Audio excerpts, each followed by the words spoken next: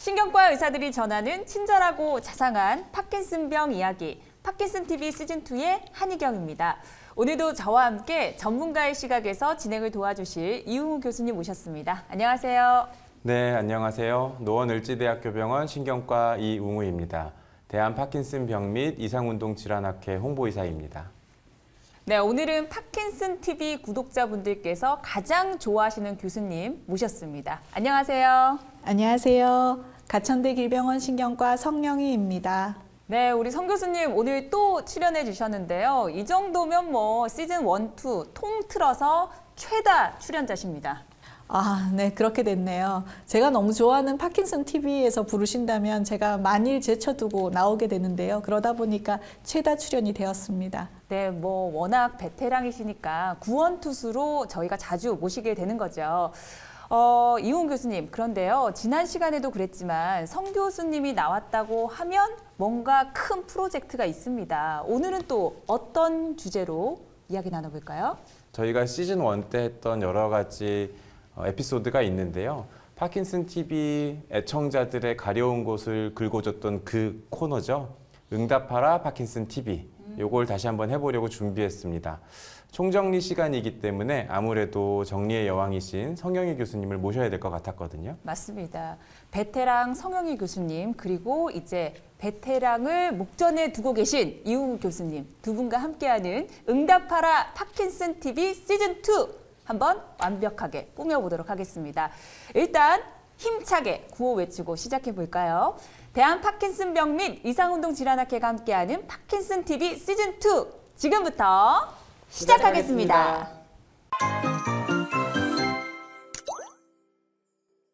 네, 이웅우 교수님 이번 시간을 위해서 정말 미리 댓글 다 읽어보시고 그중에서 엄선해서 댓글을 가져오셨다고 들었거든요.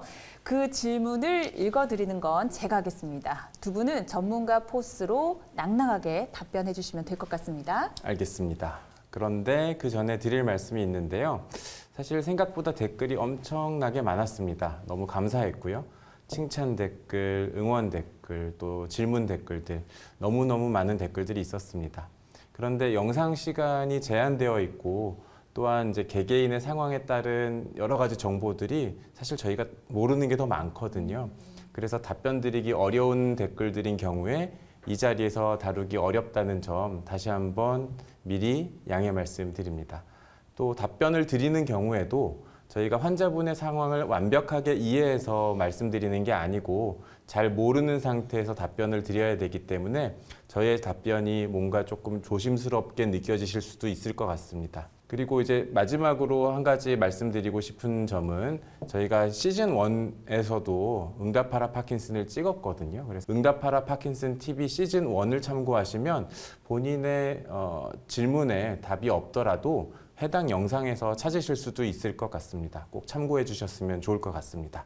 네, 그럼 응답하라 파킨슨TV 시즌2 첫 번째 질문 댓글 한번 살펴보도록 하겠습니다. 이영민 님이 보내주셨습니다. 파킨슨은 유전인가요? 라고 질문해 주셨습니다. 성 교수님, 유전인가요? 네, 흔히 저희가 외래에서 질문을 많이 받습니다. 결론적으로 말씀드리면 대부분의 파킨슨병 환자분들은 유전이 아닙니다. 물론 유전이 되는 파킨슨병도 있고 종류도 많지만 전체적으로는 숫자가 매우 작습니다. 따라서 나이가 드셔서 생기는 특발성 파킨슨병은 유전병일 확률이 그렇게 높지 않다고 보는 것이 맞습니다. 하지만 최근에 유전자에 대한 연구들이 많이 진행되면서 파킨슨병하고 관련되어 있는 어떤 유전자가 파킨슨병 발병에 영향을 준다는 이야기들이 있습니다. 여기서 유전자가 의미하는 것은 단순히 이 유전자가 있으면 파킨슨병이 생긴다는 것은 아니고요. 특정 유전자가 있을 때 위험도가 높아질 수 있다. 라는 이야기죠. 우리가 고혈압이 있다고 다 뇌경색이 생기는 건 아닙니다.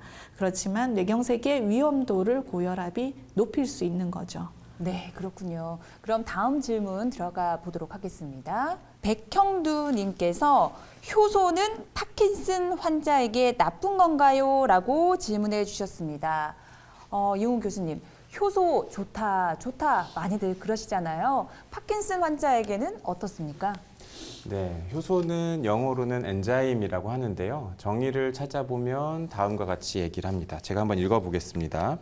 효소는 생체 내에 존재하는 고분자 생물학적 촉매제이다. 효소는 생체의 복잡한 여러 화학 반응을 촉진한다. 효소가 작용할 수 있는 분자를 기질이라고 부르며 효소는 기질을 생성물로 전환시킨다. 정의를 보면 어떤 생각이 드실까요? 뭔가 좀 두루뭉실하고 네. 큼직큼직한 느낌이 드실 것 같은데요. 실제로 우리 몸에는 매우 여러 가지 효소가 있습니다. 각각의 역할이 다 다르고 그 효소의 역할로 만들어지는 생성물도 다 다릅니다. 그래서 이제 효소라는 하나의 이름으로 효소는 무조건 좋아, 무조건 나빠 이렇게 설명할 수가 없는 거죠. 국내에는 효소라는 이름을 가진 여러 가지 판매되는 것들이 있는데요. 네. 대부분은 아마 건강보조식품일 거거든요. 사실 파킨슨병 측면에서는 병의 진행을 늦추거나 멈추거나 증상의 개선이 된다는 어떤 근거가 있는 효소 혹은 건강기능식품은 없습니다. 다시 한번 이 자리를 빌어서 강조를 드리자면 확실한 것은 약 그리고 운동입니다. 그래서 두 가지에 집중을 하셨으면 좋겠다는 의견 드립니다. 뭐 그동안 건강식품 드시라고 말씀하신 경우가 한 번도 없어서 뭐 이런 대답 예상은 했지만 역시나였네요. 그럼 다음 질문 이어가 보도록 하겠습니다. 항상 우짜님이 질문해 주셨습니다. 술 먹을 자리가 가끔 생기는데 혹시 알코올 제로 맥주는 먹어도 괜찮습니까? 성 교수님 괜찮습니까? 파킨슨 TV 열심히 보시는 분들 아시겠지만요. 파킨슨 병에서 기립성 저혈압이 잘 생깁니다. 이 기립성 저혈압을 악화시킬 수 있는 것이 또 알코올이라는 성분입니다. 술을 마시면 얼굴이 빨갛게 되고 몸이 이제 따뜻해지는데요. 이건 말초 혈관이 확장이 돼서 피가 모이기 때문입니다. 결국 몸 안에 돌아다니는 혈액량이 줄어들다 보니까 기립성 저혈압은 악화가 되는 겁니다. 질문하신 분께서 알코올 제로 맥주를 이야기하셨는데 알코올이 없다면 당연히 드셔도 크게 무방합니다. 그런데 한 가지 주의하셔야 되는 점은 1% 미만의 알코올이 포함된 경우, 즉 적은 알코올이 포함된 경우에도 알코올이 없다고 표현이 될 수 있다고 합니다. 그러니까 성분을 꼭 확인해 보시면 좋겠습니다. 이렇게 안전하고 건강하게 사회생활을 잘 하시는 것은 항상 옳다고 생각합니다. 네, 다음은 두 가지 질문을 한꺼번에 묶어서 전해드리겠습니다. 쇼린님께서 혈압약 중 칼슘 채널 차단제가 파킨슨을 유발할 수 있다는 이야기가 있던데 혈압약 중에 피해야 하는 약물이 있는지 궁금합니다 라고 하셨고요. 동일신님께서 정신과 약인 렉사프로 정도 먹으면 안 되는 약일까요? 라고 질문해 주셨네요. 이용우 교수님 어떻습니까? 네, 일단 저희가 약물 유발 파킨슨 편을 이제 촬영한 적이 있기 때문에 그 내용을 한번 참고해 보시면 좋을 것 같습니다. 칼슘 채널 차단제 중에서 파킨슨증을 유발할 수 있는 약이 있습니다. 플루나리진이라는 약하고 시나리진이라는 약인데요. 이 두 가지 약은 혈압약이 아니라 편두통 예방약 혹은 어지럼증 약으로 쓰이는 약입니다. 그러니까 혈압약으로 쓰이는 칼슘 채널 차단제와는 다른 약이라는 거죠. 물론 이제 비슷한 계열로 쓰이는 약 중에 협심증에 사용되는 트리메타지딘이라는 약은 파킨슨 증상을 유발할 수도 있다고 해서 이 부분은 참고로 알아두시면 좋을 것 같습니다. 그리고 렉사프로 질문을 하셨는데요. 렉사프로는 항우울제입니다. 그래서 파킨슨병 있는 환자한테 저희가 쓸 수 있는 약인데 어떤 약들하고는 상호작용이 있을 수 있거든요. 그래서 이건 병원에서 진찰하시는 의사 선생님께서 처방하실 때 잘 아실 수 있는 내용이라서 요거는 같이 드셔도 상관은 없지만 약물 상호작용 고려해서 병원에서 잘 처방을 해주실 것 같습니다. 이런 약물 관련된 내용들이 궁금하시면 아까 말씀드렸던 저희 이전 에피소드 혹은 저희가 가지고 있는 파킨슨 코리아 네트워크라는 홈페이지 또 저희가 일전에 소개시켜드렸던 파킨슨 앱에 기능이 잘 포함되어 있으니까요. 이 부분 꼭 참고해 보시면 좋을 것 같습니다. 마지막으로 제가 약에 대해서 항상 소개시켜 드릴 때 말씀드리는 것 중에 하나가 세상엔 좋은 약이 있고 나쁜 약이 있는 게 아니거든요. 사실은 나한테 내 상황에 맞는 약, 내 상황에 맞지 않는 약이 있는 겁니다. 그래서 저희가 말씀드리는 약들은 파킨슨병 환자들이 주의해야 될 약인 것이지 모든 환자한테 나쁜 약이 아니라는 점은 다시 한번 말씀드립니다. 네. 그럼 다음 질문 이어가 보도록 하겠습니다. 이거는 환자의 상태에 대한 상담인데요. 지디님께서 어머니가 퍼킨정 100mg을 하루 3번 드신 지 1년째인데 약효가 너무 빨리 떨어지네요. 어제는 저녁을 8시에 먹었는데 약 먹기 전에 중심도 못 잡고 증상이 너무 심해집니다. 일어나시지도 못하고 혼자 화장실도 못 가는 상태가 되셨는데 약 드시니까 새벽에는 혼자 화장실을 가시네요. 약을 더 높여야 되는 게 맞죠? 의사하고 상담을 하겠지만 저런 상태면 약을 어떤 방식으로 높이나요? 라고 질문해 주셨습니다. 성 교수님. 네, 우선 저희가 방송에서 다루는 정보들이 너무 제한된 정보이기 때문에 말씀드리기가 조금 어렵고 정답이 아닐 수도 있기 때문에 참고로만 들어주시기 바랍니다. 일단 GD님의 글을 보면 약효는 있는데 약간 부족하다는 생각이 들고요. 환자가 파킨슨 약을 드시고 있는 지 1년이 됐다고 하면 사실 긴 시간은 아닌데 약효 소진이 됐다면 그것도 사실은 조금 문제인 것 같습니다. 그래서 지금 현재 상황에서는 약효 소진보다는 약이 조금 더 전체적으로 부족한 상태가 아닌가라는 생각이 들고 약물을 증량해 볼 수가 있겠습니다. 다만 약을 증량할 때는 악화될 수 있는 부작용들, 변비, 소화불량, 환시, 어지러움증, 졸림 같은 증상들이 있기 때문에 이런 것들을 증상을 고려해서 할 수 있겠고요. 만약에 실제로 저희가 약제를 증량하면서 이런 증상이 있다면 이런 증상을 완화시키는 약제를 쓰면서 같이 써볼 수도 있고 또 저희가 파킨슨 약이 지금 쓰고 있는 폴킨 외에도 다른 다양한 종류의 약제들이 있기 때문에 약제를 조금 더 다변화시켜서 써볼 수 있을 것 같습니다. 네, 그럼 다음 질문으로 넘어가 보도록 하겠습니다. 전호열님께서 파킨슨병 진단받고 11년째 치료 중입니다. 지금은 잠도 많이 자야 하루에 3-4시간이고요. 다리가 뒤틀리고 아플 때는 한잠도 못 잔다고 하세요. 교수님들 좀 도와주세요. 몸이 뒤틀릴 땐 동영상 촬영은 생각도 못합니다. 라고 하셨습니다. 이 댓글 정말 실제로 보시면 정말 힘든 상황에서 절실하게 쓰신 흔적이 보이더라고요. 성 교수님 어떻게 보시나요? 네, 이분은 자다가 다리가 뒤틀려서 잠이 들기 어려운 것이 증상이신 것 같습니다. 실제로 파킨슨병에서 통증이 매우 힘든 증상 중에 하나인데요. 이 통증이 파킨슨 증상과 관련된 것인지에 대한 판단이 가장 중요할 것 같습니다. 좀 더 쉽게 말씀드리면은 도파민하고 관련되는 약제를 사용했을 때 이 증상이 좋아지는지가 확인이 필요할 것 같습니다. 일단 약물 사용하기 전에 약물 복용 시간하고 증상이 발생하는 시간을 저희가 어떤 연관성이 시간적으로 있는지를 확인하는 것이 중요하고요. 소위 말해서 파킨슨 다이어리 같은 걸 저희가 써보면 되죠. 그래서 약이 부족할 때 이런 증상이 주로 생긴다면은 도파민 관련되는 약제를 사용하는 것이 좋을 것 같고요. 이때도 역시 겪고 있으신 다양한 증상들을 저희가 함께 고려를 해야 되기 때문에 담당 선생님하고 상담하는 건 당연히 필수입니다. 네, 이 전호열 님이 다른 영상에 또 다른 질문을 달아주셨습니다. 이제는 등도 굽어지고 마음도 몹시 불안하고 걸을 때 발끝이 땅에 끌리고 잘 넘어지고 뒤에서 누가 쫓아오는 것 같아 뒤돌아보면 아무도 없다고 하시고요. 그래서 밤엔 밖에 나가지 않는다고 하세요. 글씨 쓰는 것처럼 손으로 하는 것도 잘 안 되고 밤에 잠이 안 와서 안정제, 수면제 드시고 계신다고 하시고요. 그런데 깊은 잠은 또 못 주무신다고 합니다. 교수님, 깊은 잠이라도 잘 수 있으면 병이 좀 나을 것 같은데 도와주세요 라고 하셨습니다. 이용우 교수님. 네, 깊은 잠이 안 오는 것은 사실 요인이 굉장히 많습니다. 앞서 성영희 교수님께서 말씀해 주셨던 약효가 부족한 증상들도 깊은 잠이 안 오게 하는 요인이거든요.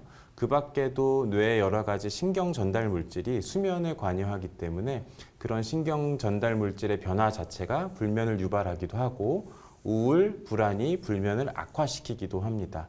그래서 만약에 불안이나 우울이 동반됐다고 한다면 이런 것들 같이 치료하는 것도 도움이 될 수가 있겠습니다. 또 사연에서 한 가지 환자분에게 고민해야 될 지점이 있는데요. 누군가 쫓아오는 것 같다. 요거거든요. 이게 사실 실제로 누군가 쫓아오지 않는데 그런 느낌이 드는 거고 이게 일관된 증상이라면 중요한 증상일 수 있습니다. 이게 환시랑 연관될 수가 있는데요. 만약에 환시가 있다는 가정하에 설명을 드리면 환시가 동반되는 경우 도파민 관련 약제가 영향을 줄 수가 있습니다. 그래서 여러 가지 약 중에 환시를 조금 더 많이 유발하는 약제들을 줄이고 그다음에 환시를 호전시킬 수 있는 약제들을 같이 사용하는 것이 좋겠습니다. 알겠습니다. 그럼 다음 질문으로 넘어가 보겠습니다. 이만수님께서 저희 남편은 파킨슨병 진단 받은 지 만 3년이 됐고 약은 계속 먹고 있는데 별 효과는 없다고 하시고요. 요즘은 한동안 설사를 많이 하셨는데 겨우 설사가 멈춘다고 했더니 며칠 전부터는 또 변비가 시작됐다고 하시네요. 그런데 영상을 보니 이것도 파킨슨 증세네요 하시면서 이게 더 진행되는 건가요? 라고 질문해 주셨습니다. 성 교수님, 어떻게 되는 건가요? 예, 일반적으로 파킨슨병에서는 변비가 훨씬 더 많습니다. 장 운동 자체가 느리고 파킨슨 약제 자체가 변비를 좀 더 심화시키기 때문에 파킨슨병으로 인해서 운동을 또 못하게 되면서 변비가 더 악화되기도 하고요. 그런데 사연을 주신 구독자님은 설사를 많이 하셨다 그래서 이건 일반적이지가 않은데요. 몇 가지 가능한 상황들을 유추해 보면 변비약이 같이 포함되어 있어서 설사를 하실 수가 있습니다. 그래서 사람마다 필요한 변비약의 용량이 다른데 그거에 따라서 이제 상황이 달라지실 수가 있어요. 그래서 따라서 변비약을 드시는 분이 설사를 한다면 일단 변비약을 중단하시거나 줄이는 방식을 택하시는 게 좋겠고요. 다른 경우는 음식이나 최근에 추가된 약제 때문에 그런 경우도 있습니다. 파킨슨병이 있다고 모든 것이 파킨슨병 때문은 아니기 때문입니다. 드물게 파킨슨병 중에서 콤트 차단제의 일부가 저희가 설사를 생기게 하는 경우들이 있습니다. 그런 약이 있는지도 담당 선생님하고 상의해 보는 것이 도움이 될 수 있습니다. 변비가 진행되는 것에 대해서 질문도 주셨는데요. 사실 이건 노령 여하에 따라서 영향을 많이 받는 부분이기 때문에 물도 많이 드시고 야채, 이런 채소, 과일 이런 것들도 많이 드시고요. 운동도 열심히 하시면 충분히 좋아지실 수 있는 부분들도 있습니다. 이런 노력으로도 실제로 어려움이 있으시면 좋은 약제들이 많이 나와 있으니까요. 미리 너무 걱정하시지 마시고 담당 교수님과 상의하시면 좋겠습니다. 네. 그럼 다음 질문으로 넘어가 보도록 하겠습니다. 이번에는 파킨슨 TV 플러스에서 질문을 뽑아와 봤는데요. 연숙 김님께서 눈이 감기면 뜨기가 잘 안 되는데 이럴 때 보톡스 주사 맞으면 되나요? 라고 물어보시면서 혹시 눈꺼풀이 처져서 그런 건 아닌지도 알고 싶다고 하셨어요. 쌍꺼풀 수술이 도움이 되는지 궁금해 하셨습니다. 이용우 교수님. 사연 주신 애청자님의 사연을 보면 아마 눈이 자꾸 감기는 증상, 안검 연축일 가능성이 높다고 생각을 합니다. 이 안검 연축은 눈이 감기면 뜨기가 어려운 증상이 대표적이거든요. 그래서 안검 연축이라는 전제하에 말씀을 드리면 안검 연축은 보톡스 치료가 가장 좋은 치료법으로 되어 있습니다. 보톡스를 맞으면 눈을 감는 근육을 살짝 마비시켜서 눈을 감을 때 들어가는 힘이 적어지니까 눈을 뜨는 노력이 적게 들거든요.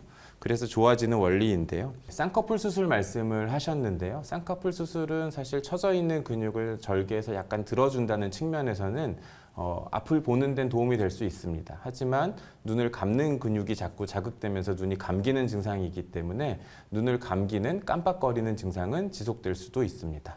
물론 눈이 안 떠지는 증상이 꼭 안검 연축만의 증상은 아닙니다.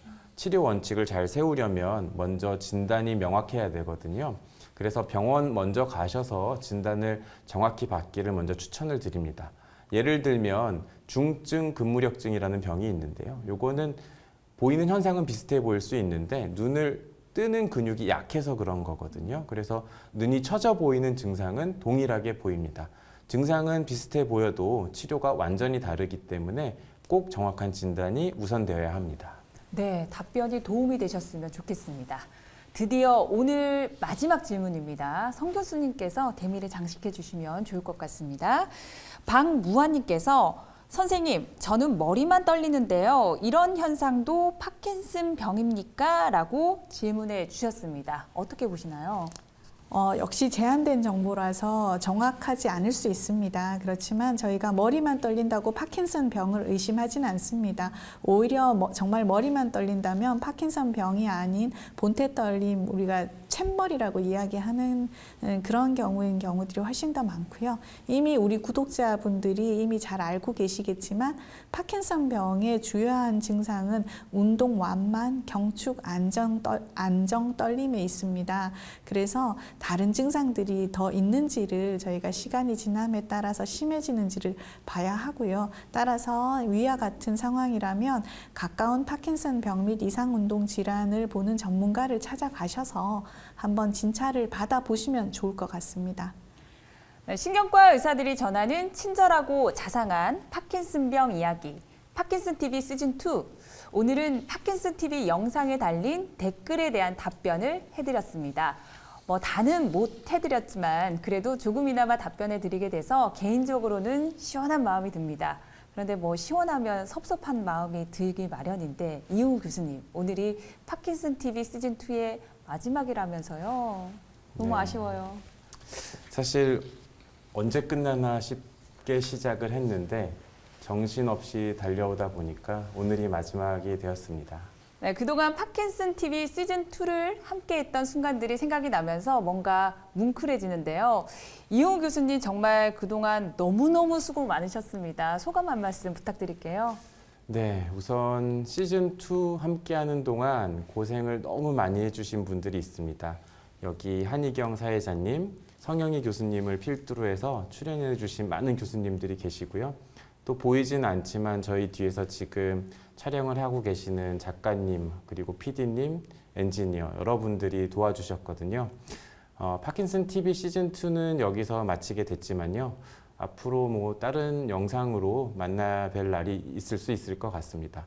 저희는 꾸준히 이 채널을 통해서 환자, 보호자분들께 더 유익한 정보, 무엇보다도 정확한 정보를 드릴 수 있도록 최선을 다하겠습니다. 네, 성 교수님도 저희와 함께 시즌2 마무리하는 소감, 재무이사셨잖아요. 네. 같이 한 말씀 해주시면 좋을 것 같아요.